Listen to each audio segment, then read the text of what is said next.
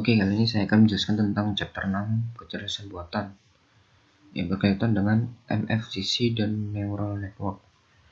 MFCC merupakan metode singkatan dari metode Mel Frequency Capstral Coefficiency.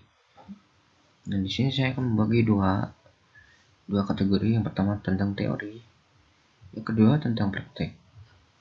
Langsung saja tentang teori dulu. Yang satu, jelaskan kenapa file suara harus dilakukan MFCC. Kenapa file harus dilakukan MFCC? Jadi MFCC itu proses ekstraksi dari sinyal bicara. Proses ini akan mengkonversikan sinyal suara menjadi beberapa vektor yang berguna untuk proses pengenalan. MFCC juga merupakan salah satu metode yang digunakan di dalam speech teknologi seperti speaker recognition serta space recognition. Selain itu juga speakernya mampu untuk menangkap karakteristik suara yang sangat penting bagi pengenalan suara, serta dapat menangkap informasi penting yang terkandung dalam sinyal suara. Untuk soal yang kedua, jelaskan kenapa konsep dasar neural network. Konsep dasar neural network. Jadi konsep dasarnya itu mulai dari ide dasar dari otak manusia, di mana otak terdiri dari 1011 neuron, sehingga konsep dasar ini membangun neural network buatan yang disebut artificial network, neural network. Terus soal yang ketiga, konsep pembobotan dalam neural network.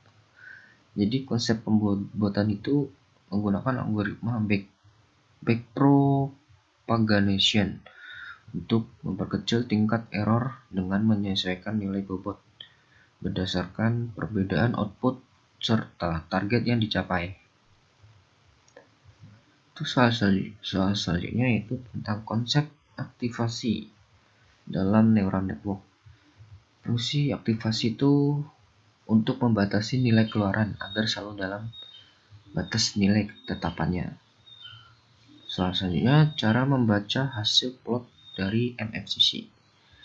Caranya, ini formatnya bentuk .wav yang digunakan sebagai inputan, kemudian direpresentasikan menjadi sinyal suara dalam bentuk matriks dengan perintah audi-read di MATLAB. Salah satunya yaitu one-hot encoding, sebuah variabel yang mengandung nilai label dan bukan nilai numerik. Untuk salah satunya fungsi dari NP unique dalam kode program. Kegunaan NP itu untuk analisis data seperti operasi vektor dan matriks. Terakhir yaitu fungsi sequential. Itu sebuah proses membandingkan suatu elemen atau isi sebuah larik satu persatu secara beruntun, yaitu mulai dari elemen pertama sampai dengan elemen terakhir atau elemen yang dicari sesudah ditemukannya. Untuk praktek di sini saya menggunakan spider.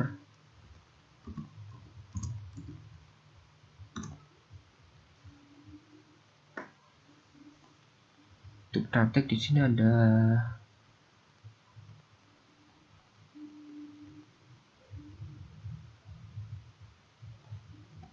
ada 11 praktek.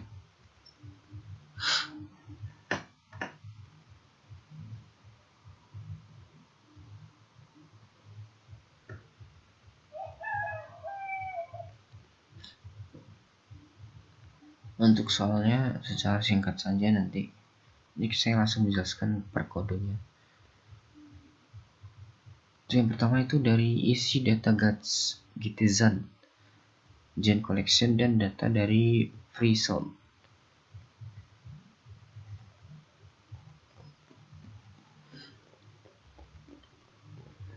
Kalau Gitizen Genre Collection itu dataset yang berisi data lagu yang terdiri dari 10 genre, yaitu blues, classical, country, disco, hip hop, jazz, metal, pop, reggae, rock. Jadi 10 genre tersebut memiliki data sebesar 100 data suara.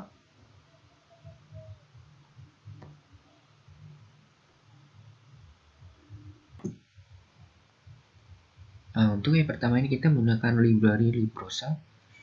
Library Librosa feature display, glog, numpy, matplotlib, dan asalnya kita buat, kita definisikan dia sebagai untuk loading songnya, kemudian figuresnya berapa, regular displaynya sebagai apa,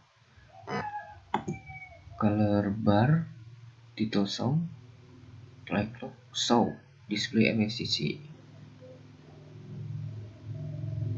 Untuk selanjutnya itu extract song,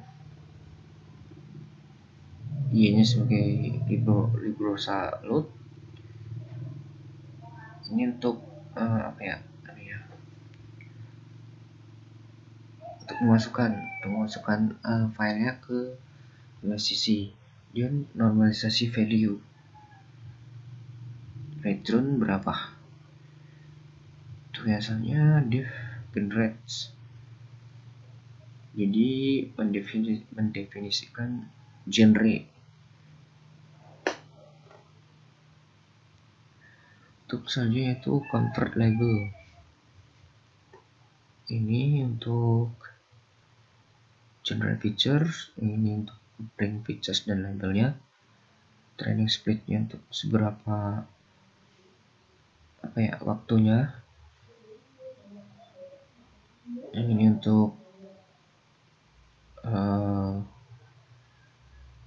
semua data ditampilkan.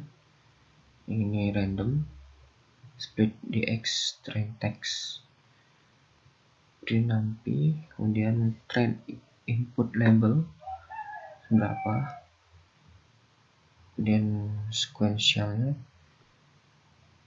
softmix activation, DNC activation. Untuk model compile-nya menggunakan operasi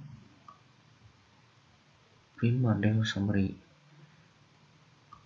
Yang ini untuk model fit-nya, untuk train input, train label, efforts, batch size,